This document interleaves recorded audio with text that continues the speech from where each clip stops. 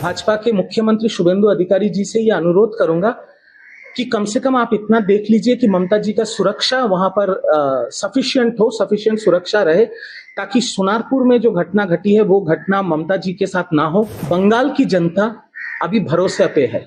बंगाल की जनता देश के प्रधानमंत्री की बात पे विश्वास करते हैं और बंगाल की जनता कह रही है कि भय आउट भरोसा इन। देखिए, ममता बनर्जी तृणमूल कांग्रेस के लीडर सिर्फ नहीं है, तृणमूल कांग्रेस के चेयरपर्सन है और ममता बनर्जी ही तृणमूल कांग्रेस है, क्योंकि उन्होंने ही तृणमूल कांग्रेस का जन्म दिया है। अभी ममता दीदी विपक्ष में है, अभी उनका तो ये संवैधानिक अधिकार है सड़क पे उतरना, तो वो उतर सकते हैं, तो वो अपने कर्मियों के साथ रोड पे बैठ सकते हैं। ये अधिकार उनको देश का संविधान देता है। मैं सिर्फ भाजपा सरकार जो अभी बंगाल की सरकार में है और भाजपा के मुख्यमंत्री शुभेंदु अधिकारी जी से ये अनुरोध करूंगा कि कम से कम आप इतना देख लीजिए कि ममता जी का सुरक्षा वहां पर सफिशिएंट सुरक्षा रहे, ताकि सोनारपुर में जो घटना घटी है वो घटना ममता जी के साथ ना हो, क्योंकि बंगाल की जनता अभी भरोसे पे है। बंगाल की जनता देश के प्रधानमंत्री की बात पे विश्वास करते हैं और बंगाल की जनता कह रही है कि भय आउट भरोसा इन। तो बंगाल की जनता का ये जो भरोसा है भाजपा के ऊपर, शुभेंदु जी के ऊपर या शमीक जी के ऊपर, कि अभी बंगाल में भय नहीं है, अभी बंगाल में हिंसा नहीं है, उसके ऊपर थोड़ा ध्यान दे, ताकि ये भय, ये हिंसा, ये तृणमूल कल्चर वापस से बंगाल में ना आए। सर जी, अभिषेक बनर्जी घर में सीआईडी ऑफिस आया हुआ था, उनको ना मिलने से फिर कालीघाट उनका घर में अभिषेक बनर्जी के हाथ को हाथ नोटिस दिया हुआ है, क्या बोलिएगा? देखिए, ये जो सीआईडी का नोटिस जा रहा है सारे विधायकों को, ये जो असली मुद्दा है, ये मुद्दा बहुत गंभीर मुद्दा है।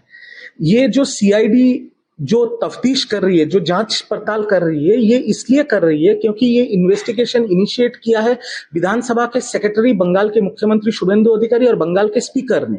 इनका दावा ये है कि जो नेता प्रतिपक्ष है उनके लिए जो विधायक का साइन लिया जाता है उसमें फर्जी साइन है। ये तो बहुत गंभीर बात है। मैं तो ये मेरे दिमाग में ही नहीं आ रहा है कि तृणमूल कांग्रेस के पास अभी 80 विधायक हैं।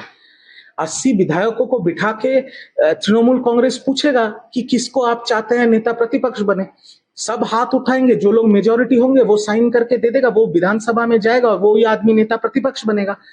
तो मुझे लगता है यहाँ पर वही पुराना टीएमसी का थ्रेट कल्चर हो गया कि एक बिना किसी से सलाह किए हुए, बिना जीते हुए विधायकों से बात किए हुए नेता प्रतिपक्ष और चीफ व्हिप का नाम घोषित किया गया। और मैं तो ये भी देख रहा था कि तृणमूल के एक जीते हुए विधायक वो खुद बोल रहे हैं कि मैं तो घर पे बैठा था, तो मेरा साइन किया किसने? तो मतलब किसी ने उनका फर्जी साइन किया है। ये तो गंभीर आरोप है। सीआईडी तफ्तीश कर रही है और तफ्तीश में अगर कुछ गलतियां निकल जाती है तो कानून की तरह से चलेगा। बट ये हुआ क्यों? यही तो हैरानी की बात है। ये तो होना ही नहीं चाहिए। एक पार्टी के 80 विधायक है, वो 80 विधायक बात करके तय करेंगे नया नेता प्रतिपक्ष कौन होगा। वहां पर फर्जी साइन करने की जरूरत क्यों पड़ी? यही तो मेरे दिमाग के बाहर है। तृणमूल कांग्रेस में हार नेता निश्चित हो रही है, सब आपने आप पदत्याग कर रहे हैं, क्यों इस तरह से पदत्याग क्यों कर रहे हैं? देखिए, मैं एक चीज पहले बताना चाहता हूं कि ये जो अभिषेक बनर्जी के ऊपर सोनारपुर में जो घटना घटी है, ये घटना घटने के बाद राहुल गांधी से लेके मल्लिकार्जुन खड़गे से लेके केसी वेणुगोपाल से लेके आदित्य ठाकरे से अखिलेश यादव, तेजस्वी यादव, कपिल सिब्बल, अभिषेक मनु सिंघवी, सबने ट्वीट किया कि ये निंदनीय घटना है और मैं भी कह रहा हूं निंदनीय घटना है। पर मेरा सवाल दूसरा है। मेरा सवाल यह है कि तृणमूल कांग्रेस के आज भी 80 विधायक और 42 सांसद हैं। उन्होंने कितने ट्वीट किए? कल जब अभिषेक बनर्जी को अपोलो और बेलव्यू हॉस्पिटल लिया गया तो वहां पर कितने सांसद और कितने विधायक मौजूद थे? जब अभिषेक बनर्जी साउथ 24 परगना सोनारपुर में गए, जहां पर उनके ऊपर ये हमला हुआ, वहां पर तृणमूल के कितने कार्यकर्ता थे?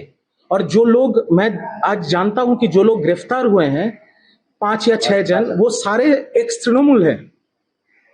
जहां पर ये घटना घटी वहां पर सांसद तृणमूल कांग्रेस का है, मैं किसका नाम नहीं ले रहा हूं। वो कहां है? वो क्यों नहीं गई अपोलो हॉस्पिटल या बेलव्यू हॉस्पिटल, या वो क्यों नहीं थी अभिषेक बनर्जी के साथ? मैं दिल्ली के सांसदों का बात छोड़ देता हूं। जो सांसद कलकत्ता में रहते हैं, बंगाल में रहते हैं, या जो 80 विधायक है वो लोग कहाँ हैं, वो लोग कहां पर है? तो बात यह है कि 25 दिन बाद आज तृणमूल कांग्रेस सड़क पे उतरी थी।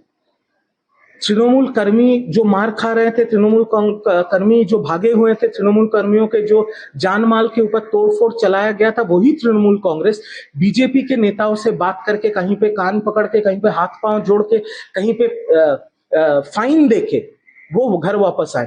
तो बीजेपी ने तृणमूल के कर्मियों को घर वापस किया, बीजेपी ने तृणमूल के कर्मियों को सुरक्षा दिया, बीजेपी ने तृणमूल के पार्टी ऑफिस वापस किए।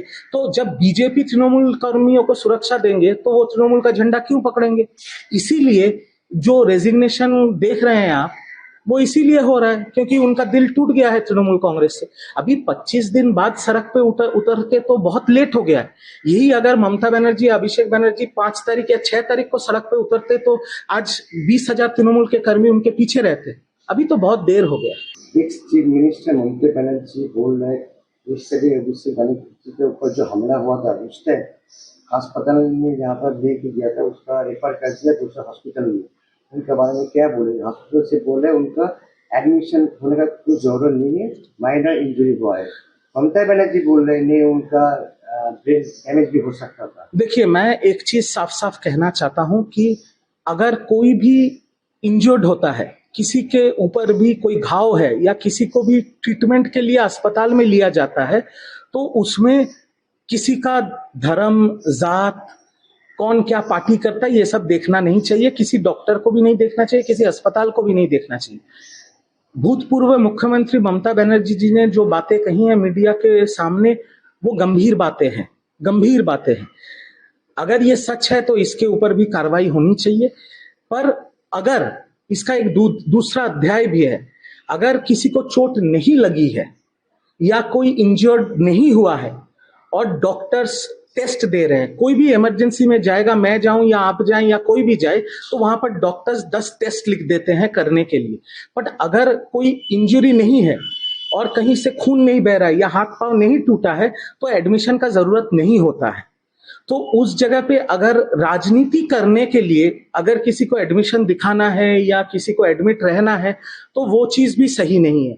सच क्या है, झूठ क्या है, वो ममता बनर्जी जी जानते हैं और अस्पताल के जो सीईओ है, जिनके ऊपर भूतपूर्व मुख्यमंत्री ने ये आरोप लगाया है, वो ही बोल सकते हैं। हम बाहर से सिर्फ इतना कह सकते हैं कि अगर कोई इंजर्ड है तो उनका इलाज होना चाहिए, वो किसी भी पॉलिटिकल पार्टी से हो।